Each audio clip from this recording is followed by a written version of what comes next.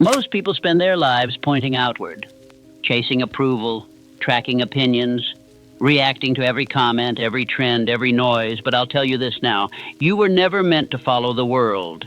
You were meant to lead yourself. And until you turn your attention inward, you will always remain at the mercy of everything around you. The moment you stop seeking permission to grow and start building from within, your entire life begins to change. You stop asking, what do they think of me? And start asking, what do I think of myself? That single shift separates the reactive from the intentional, the weak from the strong, the average from the extraordinary. You were not born to blend in. You were born to build. And you cannot build anything strong if the foundation is cracked.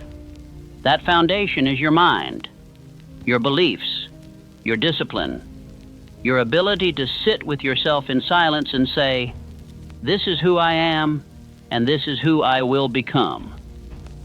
Focus is the master key to all power, but most people give it away like candy. They scroll endlessly, talk constantly, compare without mercy. And at the end of the day, they wonder why they feel hollow, lost, unsure. Let me make this clear. Where your attention goes, your life follows. If your attention is on others, your life belongs to them. If your attention is on yourself, on building, refining, sharpening, then your life becomes your own again. You must stop giving your energy to things you can't control. Other people's opinions are none of your business. Their applause will fade. Their criticism will always shift. But your character, that's permanent. And that's what focus shapes. You don't need to respond to every insult. You don't need to engage with every voice. You only need to engage with one thing, your vision. Your vision must become the loudest voice in your life. It must become your compass, your fire, your standard. Here's how you start building mental strength. Wake up early, not because it's trendy, but because the quiet hours belong to the focused. In that silence, your purpose can speak. Meditate, reflect, review your goals. Ask yourself, am I living in alignment or in avoidance? Then you train your body, because a strong body sharpens a strong mind. You lift not just for muscle, but for mental clarity. You run not just for endurance, but for consistency. You sweat because effort rewires identity. After that, you guard your inputs like a hawk. Stop letting random information poison your clarity. What you watch, what you read, who you listen to, that becomes your mindset. And if you let garbage in, you'll get garbage out. You must eliminate distraction ruthlessly. Say no to what doesn't build you. Your phone is not your lifeline. It's your leash. Cut it.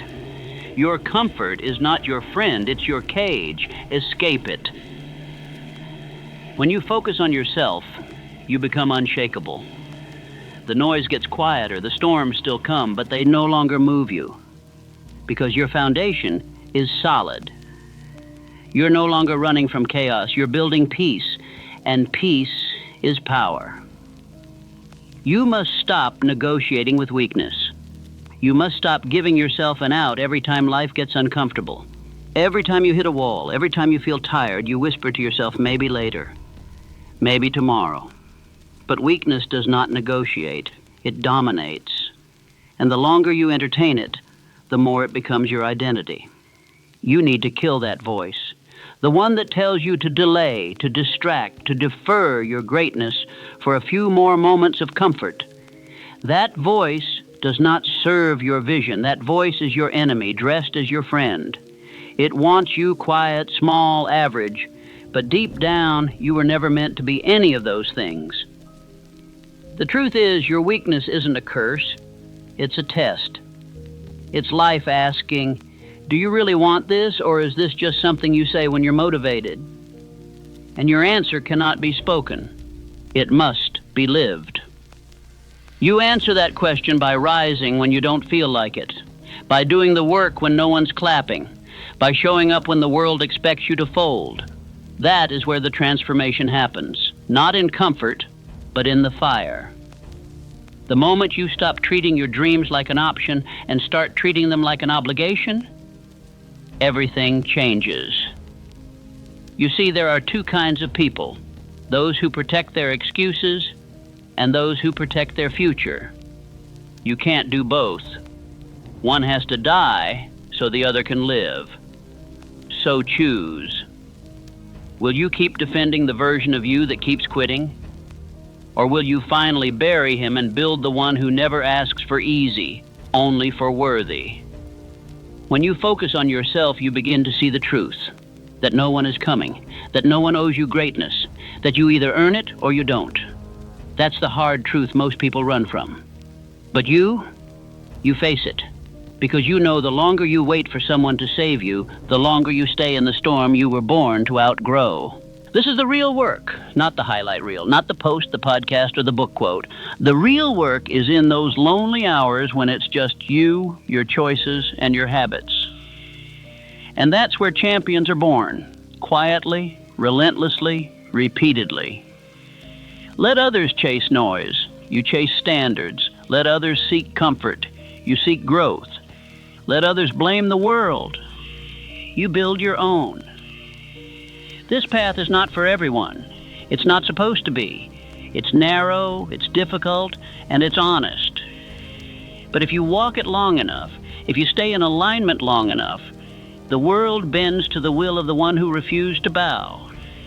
And that can be you. But only if you stop waiting, stop overthinking, stop restarting every Monday. Stop convincing yourself that next month will be different when your actions haven't changed. Start now. Decide today that from this moment forward, your focus is non-negotiable. Your standards are sacred. Your time is currency. And your vision is law. Decide that mediocrity has no seat at your table. Decide that no excuse will ever outlive your purpose again. And when it gets hard, and it will, remind yourself why you started. Remind yourself who you're becoming. Remind yourself of the life that's possible if you stay locked in for one more day, one more step, one more rep. Because greatness doesn't arrive all at once. It drips in through the early mornings, the unseen work, the difficult decisions, and then one day, it floods. And when it does, the world will finally see what you've known all along, that you were never lost. You were building, that you were never weak. You were waiting for the fire to arrive, that you were never just like the rest. You were born for more. And now, you're becoming it. So close the door on distraction. Shut the window on weakness. Turn down the volume of the world and turn up the clarity of your soul. This is your time. Focus. Lock in. Become. These are not just words. They are a command, a vow. A final line drawn between the man you were and the one you're about to become. Because once you truly lock in, once you stop breaking your own promises, once you stop tolerating the habits that keep you weak, everything begins to change. You stop negotiating with fear. You stop asking the world for permission. You stop explaining your vision to people who were never meant to see it. And instead you rise. You begin to speak differently, move differently, think differently. Not because you're pretending, but because you finally remembered who you really are. You were not born for average. You were not meant to shrink your potential so others feel comfortable. You are not here to survive. You are here to lead, to dominate, to build something that echoes long after you're gone. But none of that happens by accident.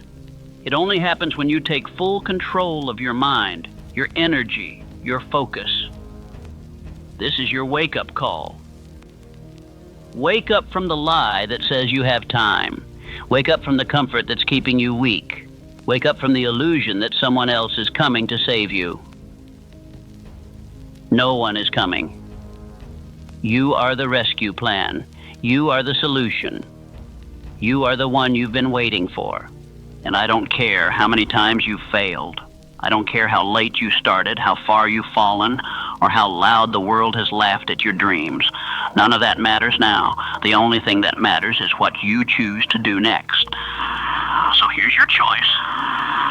You can keep watching, keep consuming, keep delaying, keep explaining your lack of progress with stories that no longer serve you. Or you can look in the mirror right now and say, enough. I'm done surviving. I'm done reacting. I'm done handing my future to comfort.